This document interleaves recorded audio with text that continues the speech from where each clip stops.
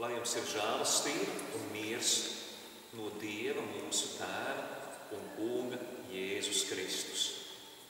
Mēs šodien uzklausīsim un pārdomāsim Dieva vārdus, kas ir rakstīti Apostuļu darbu grāmatā 2. nodaļā. Pēteris nostājies kopā ar tiem 11, skaļā balsī uzrunāja ļaudis. Jūdu vīri un visi, kas dzīvojat Jeruzalemē, lai tas jums top zināms, uzmanīgi klausieties manus vārdus. Viņi nav piedzērušies, kā jūs domājat, jo vēl ir tikai dienas 3. stunda. Bet tagad notiek tas, kas sacīts caur pravietu Joēlu. Pēdējās dienās notiks, saka Dievs. Es izliešu savu garu pār visu miesu, un jūsu dēli un jūsu meitas pravietos, un jūsu jaunekļi skatīs redzējumus, un jūsu sirggalvas sapņos sapņus. Arī pār maniem kalpiem un manām kalponēm es izliešu savu garu tajās dienās, un viņi pravietos. Es darīšu brīnumus augšā debesīs un zīmes apakšā uz zemes, asins, uguni un dūmu mākoņus.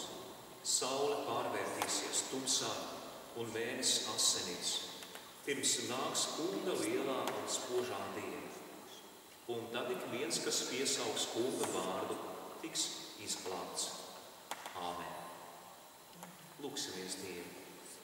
Mēs Tev lūdzamies, debesu Tēvs, svētī mūsu Tavu vārdu patiesībā. Lūdzamies, lai svētais gars, tas, kas dzīvs mūs dara un dara mums dzīvu ticību, lai arī šī brīdī viņš darbojās mūsos un mūsu dzīvē turpmāk. Jēzus vārdā. Āmen. Šodien mēs svinam vasaras svētku dievkalpojumu. Vasaras svētku dievkalpojums, protams, ir mūsu latviešu tradīcijā ir saistīts ar vasaras tuvumu. Un tāpēc arī tradīcija izrotāt ar jauniem kociņiem, ar zaļiem kociņiem izrotāt baznīcu. Tā ir līdzīga tradīcija, protams, kā mēs to Ziemassvētkos darām, kad skuju koki tiek likti. Zaļa krāsa vienmēr norāda dzīvību. Tas mums ir skaidrs, diezgan simbols. Vēl skaidrāks tas ir Izraēlas zemē, kur laikiem ejot kļuva klimats sausāks, un zeme, kur, kā teica, piens un medus tek, ka viņa nebija tāda vairs. Un tad rīzāk bija saprotami šie Dieva vārdi, kur saka, kā es izlēju ūdeni pār iztvīkušu zemi, tāpat savu garu izliešu pār Izraēlu.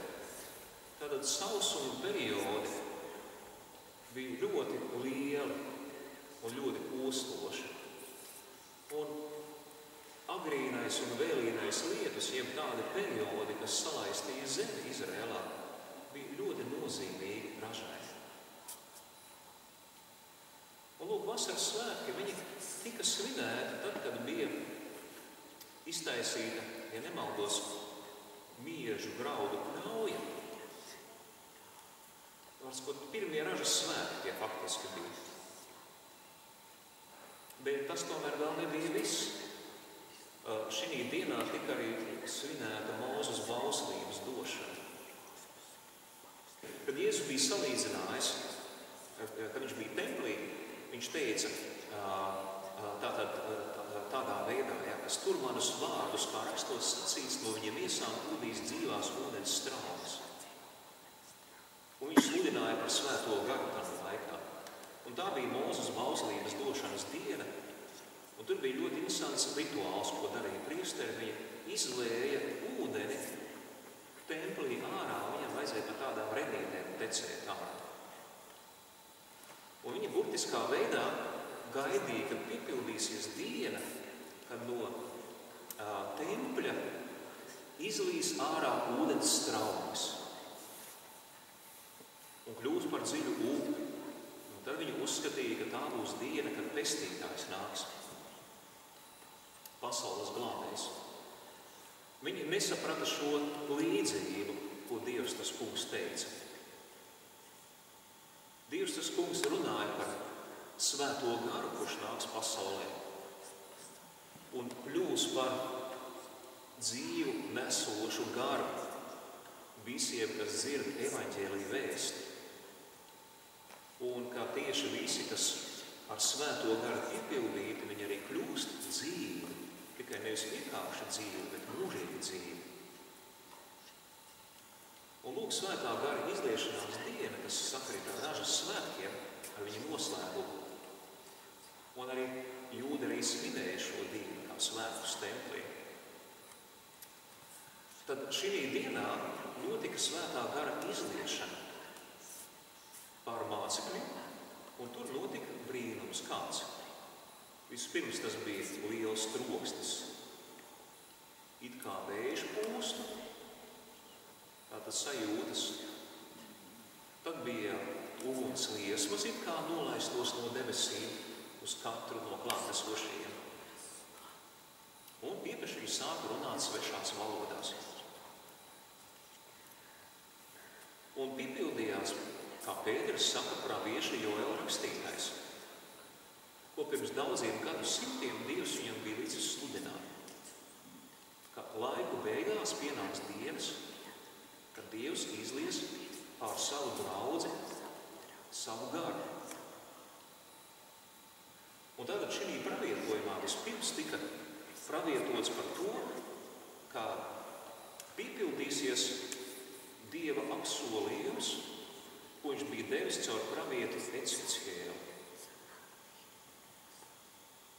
Pravietis Ececkiels sludināja Dieva gribu, ka viņš reiz slēgs jaunu derību. Jaunu derību ar cilvēkiem. Jo vecā derība ir lausta. Un viņš saka, tajās dienās es izliešu savu garu, došu viņiem jaunu sirdi un jaunu garu cilvēkiem. Un tātad, ja jauna sirds un jauna gars, tad tā ir, protams, jauna derība.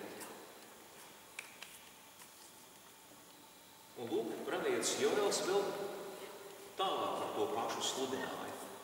Dievs saka, es izliešu savu garu ar savu draudzi. Un tad notiks arī šie brīnumi, ka viņi pravietos, redzēs zīmīgus sapņus un redzējumus.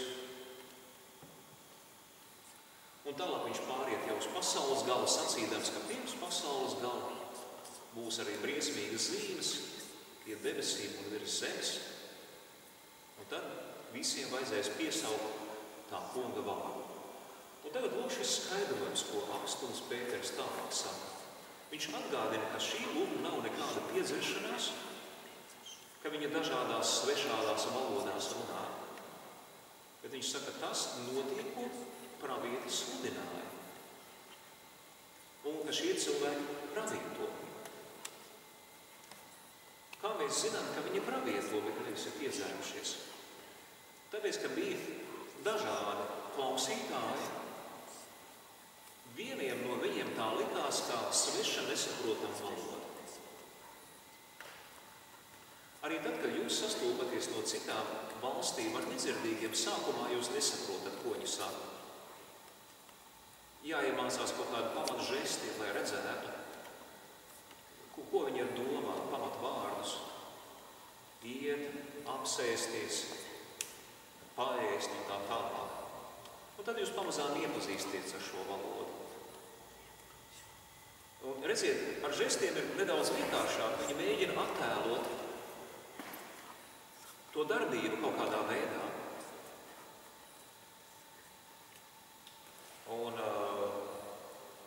Bet dzirdīgām valodām viņi ir sarežģītāki. Un tās valodas mēdz atšķirties tik ļoti, ka, piemēram, es vakar dzirdēju uzbeku jauniešus kaut kādus 6 gabalus Rīgas stacijā savā starpā runājam. Man gandrīz smieklis sanāca, kā viņi runāja savā starpā. Tā bija viena mūdurēšana.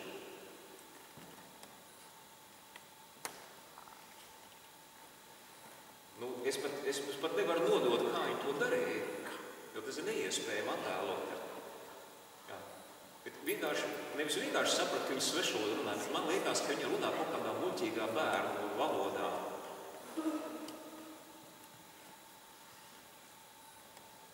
Bet, tā kā es biju ar uzbekiem padomju senībā sastapies, un tad es apmēram zināju, ka viņiem ir tādas jocīgas valodas pēc viņa ādas krāsas un sarunas. Tad es nopratu, tie ir tādi paši cilvēki, bet runā pavisam dīvaini.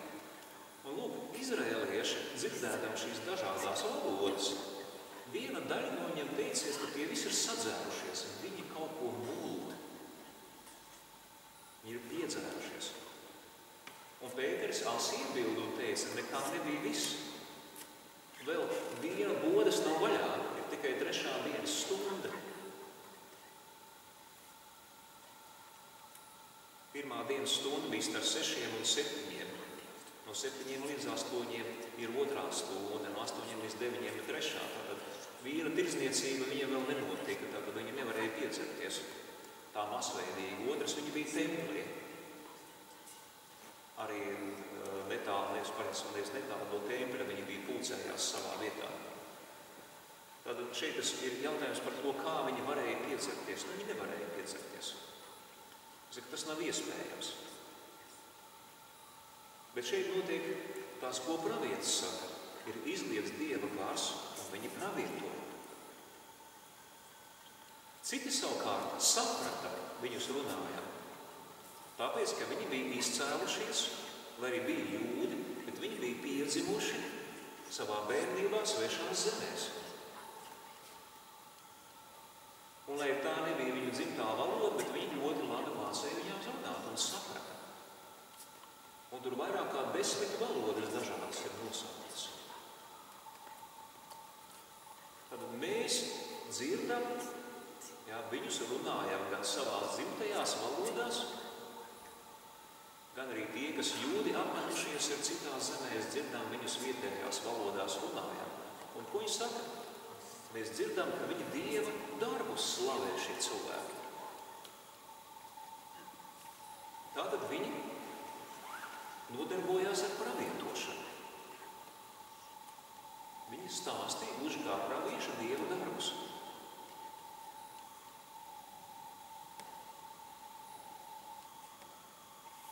Kāpēc tas ir tāds nozīmīgs brīdis? Otrs. Tagad vajag atcerēties, kad cilvēku valodas tika sajauktas. Kad cilvēkiem izzuda viena kopēja valoda. Mēs nebalstamies uz valodnieku pētījumiem, kā izcēlušās valodas, kur viņas ir ceļojušas. Mums ir pirmavots, tā ir Bībele. Un viņa saka, ka lielā Bābeles pilsēta, ko nepaklausīgie cilvēki uzcēla, tātad Dievam nepaklausīgie cilvēki uzcēla Bābeli. Un viens no bezdievīgiem cilvēkiem, vārdā Nimrods, nolēma, ka vajadzētu būvēt torni, ko sauc par Bābeles torni. Tas nebija tā, ka viņš neticētu Dieva eksistencē, bet viņš Dievu uzskatīja par kaut kādu nožēlojumu mazu dievu. Jo viņš uzskatīja, ja pietiekami augstu Bābeles torni uzceltu, varētu paglābties no grēku plūdiem. Tad varētu paglābties. Un šī Bābeles pilsētā viņi bija pārkāpuši 2 Dieva tātad baušļus. Un šis bauslis bija viens, kad viņiem ir jāizklīst pa visu zemi, jāuļojas, jāvairojas un jāpiepilda zeme. Bet viņi uzbūvēja pilsētas, lai neizklīstu tieši ar tādu nodomu, pārkāpt šo Dieva bausli. Viņš saka, būvēsim tātad sev pilsētu, Būvēsim sev augstu torni, lai mūs neizklīdinātu Dievs, un mēs sev uzceltu vārdu, tātad slavu savam vārdam. Un jābūvē viņš ir augsts, tā kā līdz debesīm. Un tad jaunu grēku kļūdi noteikti vairs mūs neskars. Dievs, protams, visu to zināja, un lai izjautu šo ļauno bezdievīgo cilvēku nodomu, viņš viņiem deva dažādas valodas. Un, kad viņi pamodās nākamajā dienā un gribēja būvēt tālāk šo torni, viņi saprata, ka nespēja sazināties. Inženieri saka vienu, darbu uzraugi runā kaut ko citu, un celtnieki citu. Tādā veidā Bābeles pilsētas iedzīvotāji visi saņēma katrs savu jaunu valodu, jo pirms tam visiem cilvēkiem bija viena kopēja valoda. Bet viņš šajā kopējā valodā Dievu neslavēja un nepielūdza. Viņi bija Dieva pretinieki. Un tā nu Dievs izskaisīja ar valodu palīdzību pa visu pasauli cilvēkus. Vēl joprojām valoda ir ļoti nozīmīga cilvēkiem, jo tas nosaka veidu, kā mēs domājam, jo bez valodas jau nav nekāda domājuma. Tad, kad mēs nespējam izteikt kaut ko ar vārdiem, mums arī grūti par to domāt. Mēs nemākam aprakstīt nec sev, nec citiem.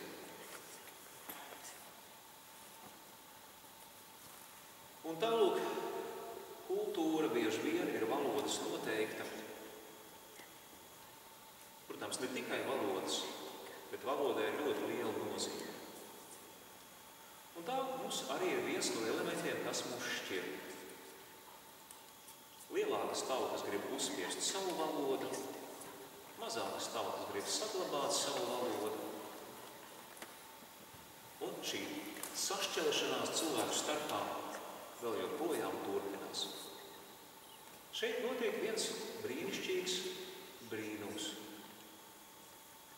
Kā izrādās dažādās valodās runājošie, Dieva gara iespaidā beidzot sāk Dievu slavēt un godināt. Tā nu vispirms ir pirmā zīme tam, ka Dievs grib glābt visas pasaules tautas. Un daudzi saskatījuši ir, ka romiešu virsnieku Kornēlija uzruna apostolim Pēterim tā ir iesākusi pagānu baznīcu, un ka tā ir tāda zīme pirmā.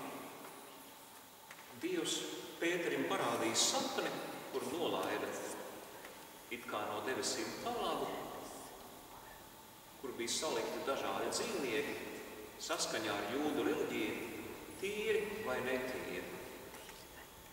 Tīrie bija tos, kurus drīkstēja upurēt Dievam, kā upurs templī, un netīrie tos, kurus nekādā gadījumā nedrīkstēja upurēt. Tīros varēja ēst, un netīros nekādā gadījumā nedrīkstēja ēst. Nu, lūk, un Pēters teica, bet es netīros negribu ēst, jo Dievs viņam bija teicis, ņem un ēd, Pēteri, visu to. Viņš teica, nē, es tā nemūžam neesmu darījis, bauslību nepārkāpšu. Un tad Dievs viņam teica, ko Dievs ir šķīstījis, to neturi par nešķīstu. Tātad, ja Dievs kādu tīru padara, tad tev jāuzskata viņš par tīru. Un tad uzreiz atnāca romiešu virsnieka Kornēlija, ļaudis un aicināja Pēteru pie sevis, lai viņš sludina par Jēzu. Tomēr mēs redzam, ka šeit tieši vasaras svētku dienā Dievs pavēstīja, ka šī baznīca sastāvēs ne tikai no jūdiem, bet arī no pagāniem. Jo visu apkārtējo pagānu tautu valodas tika izmantotas, lai pavēstītu klausītājiem Dieva varamos darbus. Ja Dievam būtu tikai nepieciešama Izraēla tauta, tad Svētais Gars liktu sludināt Izraēla valodā. Bet šeit ir zīme, ka pagāni visi tiek aicināti pievienoties kopā ar Izraēlu vienotā Dieva lūgšanā un pielūgsmē un pasludināt Dieva darbus visām tautām.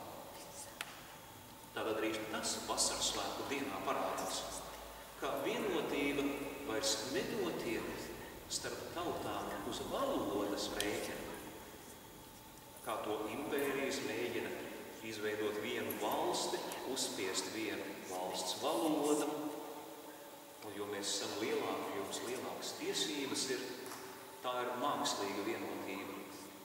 Dievs rada garīgu vienotību, kad cilvēkiem ir dažādas valodas, bet viņi dažādās valodās Dievu slavē, mūsu radītāju un mūsu pestītāju. Tātad, lūk, tas ir tāds viena no nozīmīgām lietām. Trešais, ko mēs dzirdējām, bija paša Jēzus vārdos, kad viņš runā, ka ir ļoti labi, ka Jēzus aiziet, bet Svētais Gars atnāk viņa vietā. Jēzus Kristus bija Dieva pilnība zemes virsū. Un neviens māceklis nevarētu teikt, ka viņiem vēl kaut ko bez Jēzus vēl vairāk vajag. Un mēs arī droši varam kopā teikt, mums pietiek ar Kristu vienu. Bet Kristus dzīvoja cilvēka miesā. Šī Dieva pilnība bija ieslodzīta vienā vietā. Jēzus vienlaicīgi nevarēja būt savā miesā 3, 4 un 5 vietās. Viņam vajadzēja dzīvot cilvēka dzīvi, nevis Dieva dzīvi. Un Jēzus uzkāpa debesīs pie Tēva un atsūtīja Svēto garu. Svētais Gars, būdams Dievs un Kungs, tāpat kā Dieva Dēls, tāpat kā debesu Tēvs, viņš var būt visās vietās vienlaicīgi. Tāpēc tas ir par labu draudzē, ka viņa Dieva klātbūtni saņem jebkurā pasaules vietā atrastamies. Šodien mēs Latvijā šeit, Jāņa baznīcā, šeit altāra telpā, mēs dzirdam Dievu vārdus. Un Dieva Svētais Gars mums palīdz ticēt, palīdz saprast. Bet, ja būtu tikai Jēzus, tad mēs gaidītu rindu svētceļojumā. Lai reizi savā mūžā varētu uz viņu paskatīties, un varbūt viņš mums kaut ko pateikt. Bet tieši Svētais Gars bija tas, kas deva saprašanu par Jēzus vārdiem un par visiem pravietojumiem mācekļiem.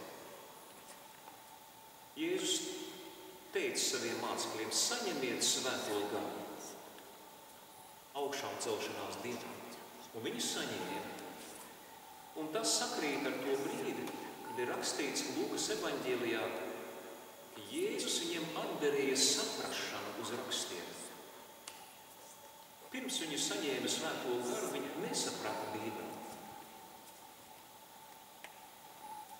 Bet tad, kad viņiem Svētais Gars sāka dzīvot viņu sirdīs, tādā brīdī viņam šī saprašana bija. Tā arī mēs, kad Dieva vārdus saprotam, tā mums ir laba liecība, ka mūsos mājo Dieva gars. Otrs ir ne tikai saprast, bet arī ticēt šiem vārdiem. Tas ir otrs Svētā gara darbs mūsos, kas ir noticis. Tad, kad mēs klausamies par Jēzu, par Dieva dēlu, tad svētais gars mums liecina, ka tā ir patiesība. Neticīgs cilvēks atnāk uz baznīcu, klausās Ziemassvētku vēsti par glābēja dzimšanu, klausās, bet viņam tas ir kā pasaka. Skaista baznīcas pasaka. Un neticīgais labākajā gadījumā teiktu tā, Jēzus droši vien tāds bija, bet te tā baznīca pārspīlē par Dieva dēlu viņa saudam, kaut kādi eņģeļi tur vēl, ķēniņš Izraēla un tā tālāk. Neticīgajam šis stāsts nerunā, jo viņam tā nav patiesība. Tam, kam svētais gars mājo viņu sirdī. Pestītājas piedzimšanas stāsts ir īsts un patiess. Tāpēc viņš arī cenšas saprast viņa nozīmi. Otrs svētais gars mums liecina par Jēzus krustāvību. Mums ir lielā piekdiena, mums ir Jēzus augšām celšanās diena. Neticīgais cilvēks atkal visu laiku domā par to, kā visu šo lietu riebīgie mācītāji izdomājuši, lai piemānītu cilvēkus, dabūtu naudiņu no viņiem un zīle zāļi dzīvot kā mieras taukos, lai viņa dzīves līdētu kā pa sviestu. Viņi prasmīgi ir māna tauta un tumsonībā visām. Ir arī tādi labvēlīgi, kas nedomā, ka mācītāji krā, bet viņi domā, ka mācītājs muļķītis no visas sirds tic šīm pasakām.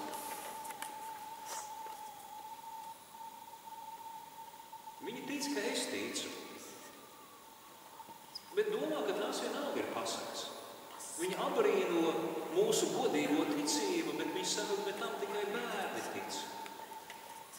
Lūk, šiem cilvēkiem nav Dieva gara. Viņi nav svēto garu sastapuši, bet tie, kas Kristu Jēzu krustā sisto, tiem, kas tic viņam, tiem ir svētais gars. Tātad, priekš manis tas nav pasakais stāsts, ka Jēzu nodeva un piesita krustā, ka viņu nonāvēja. Tas nav priekš manis pasaka, priekš manis tā ir īstenība. Svētais gars man par to liecina.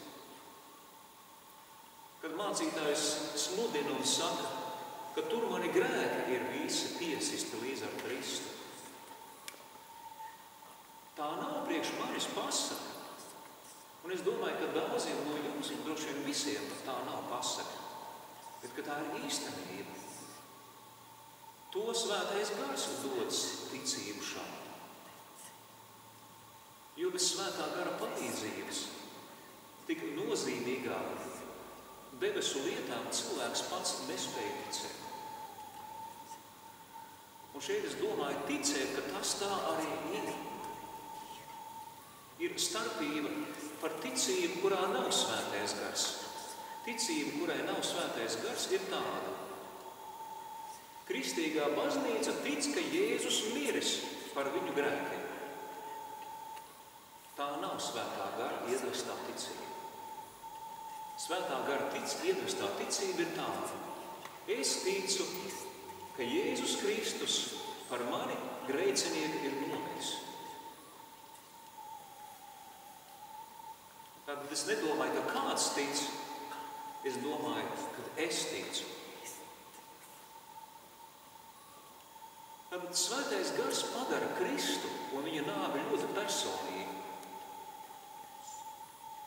Un tāpēc, ka sapulcējās šī baznīcā cilvēki, kuriem ir ļoti personīga ticība Kristus krusta nāvē,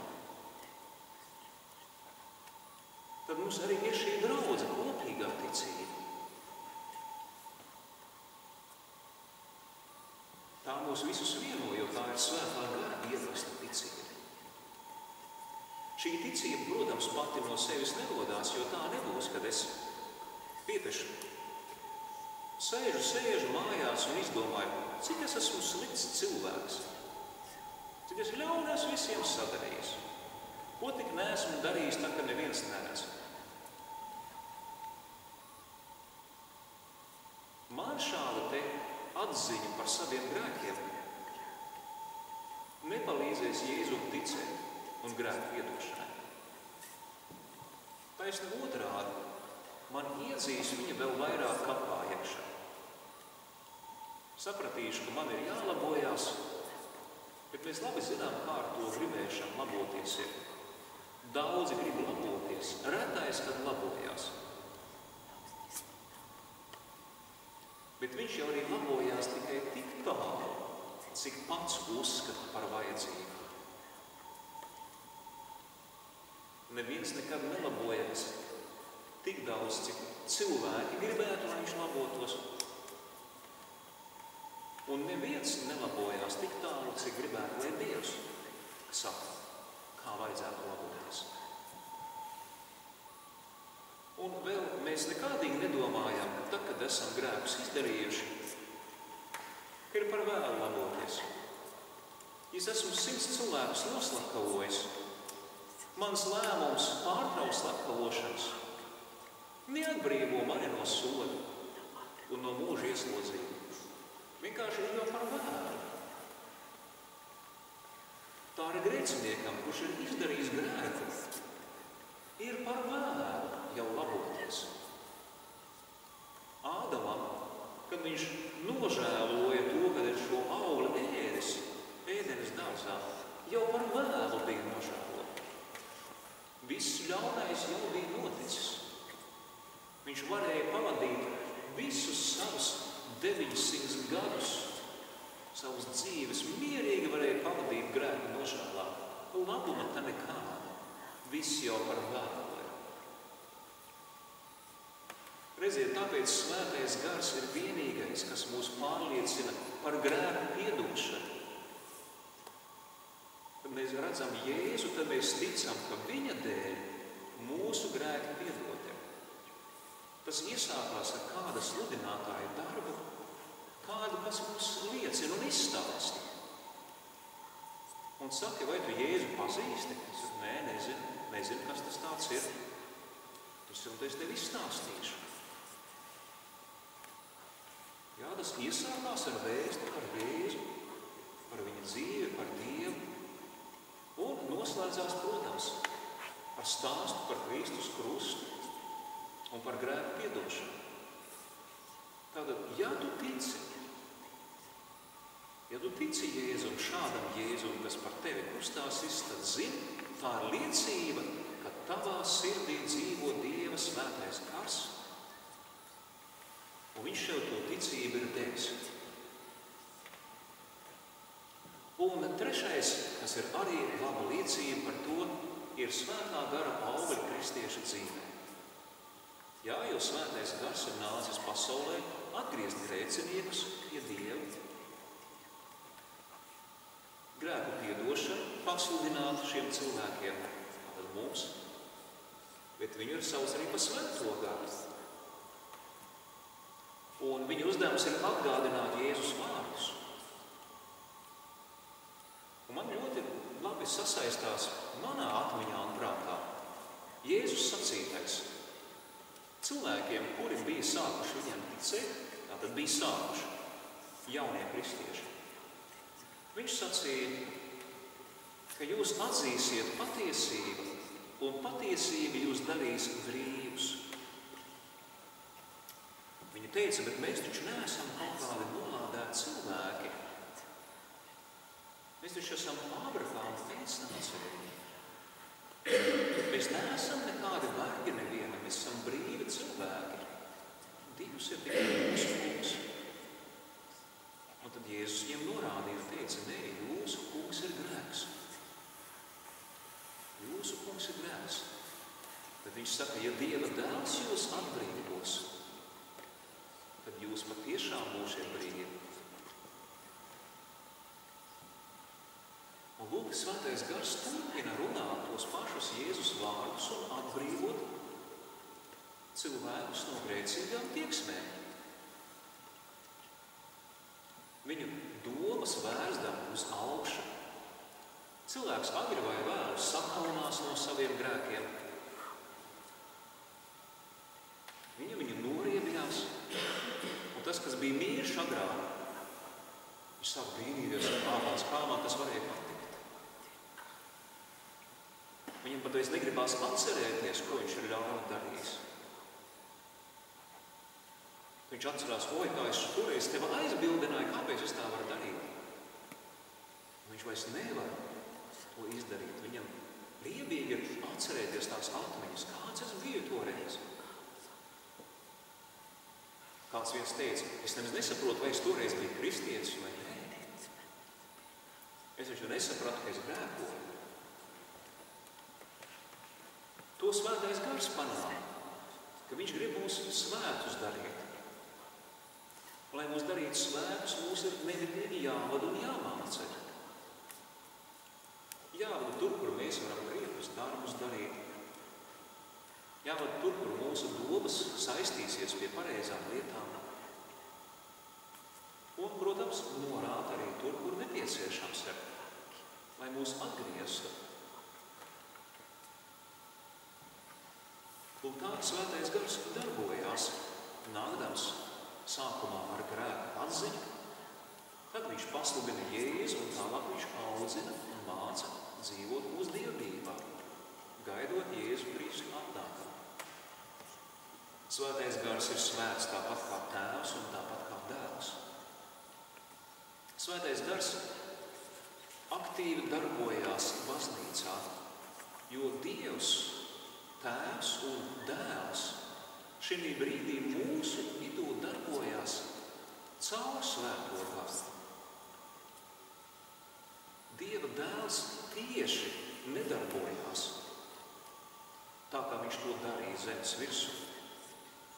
Tieši svētais gars ir tas, caur kuru Tēva svētības un Dēla mīlestība un žēlastība tiek mums dāvinātas visas. Visu, kur debes Tēvs sacīja par svētīšanu, visu, kur Dēls saka, es esmu jums ikdienas līdz pasaules galam, tas notiek pateicoties svētajam garam, kas mājo mūsos. Un noslēgumā man ir vēl viens brīnišķīgs apsolījums, par kuru es gribētu nolasīt. Un tas atrodas Bībelē,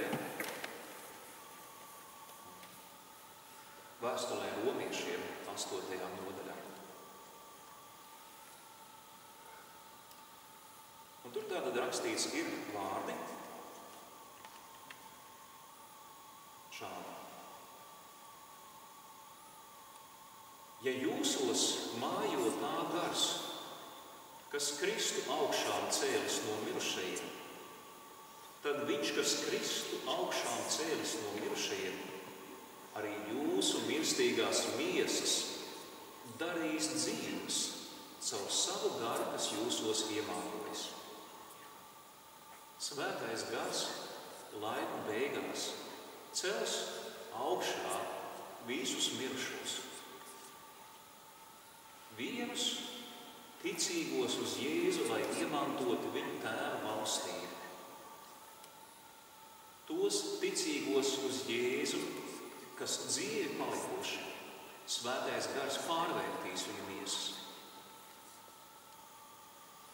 Viņš paliks uz mūžīgiem laikiem mūsos, kas ticam Jēzu. Un te rakstīts, viņš darīs dzīves mūsu miesas. Tad svētiem garam ir darīšana gar augšām celšanos.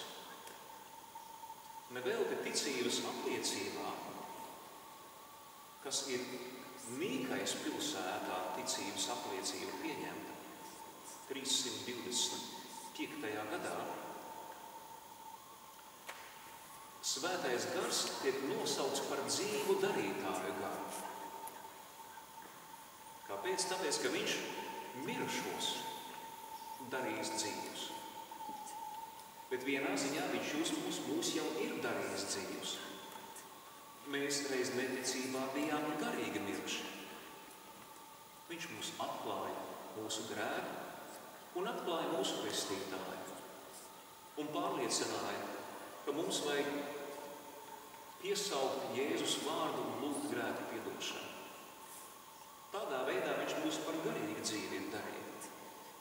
Sāka dzīvot mūsos, un pasaules noslēgumā viņš mūsu mirstīgās miesas darīs dzīvi. Un tad arī būs tas, ko mēs lūgšanā lūdzam. Mēs lūdzāmies pirms Dieva vārdu lasījuma, lūgšana, kurā mēs lūdzamies, lai mēs varētu sastapties ar Jēzu tavā debesu valstībā, Tēvs. Lūk, svētais gars arī mums tur liks nonākt. Tātad svētais gars ir ļoti nozīmīgs priekš draudzes. Un tāpēc to neizmirsīsim, bet kā ticības apliecībā ir teikts, godāsim viņu līdz ar Tēvu un Dēlu, kā patiesu Dievu, trīsvienībā Tēvs, Dēls un Svētais gars. Trīsvienībā mēs esam radīti, jo Tēvs radījis ir šo pasauli caur vārdu un Svētā gara spēkā. Un kristībā mēs arī esam saņēmuši pestīšanu un arī Tēva, Dēla un Svētā gara vārdā. Tātad Dievs trīsvienīgais, kas radījis šo pasauli, viņš arī šo pasauli ir pestījis. Un viņš arī beigās panāks to, ka mēs viņa valstībā dzīvosim mūžīgi.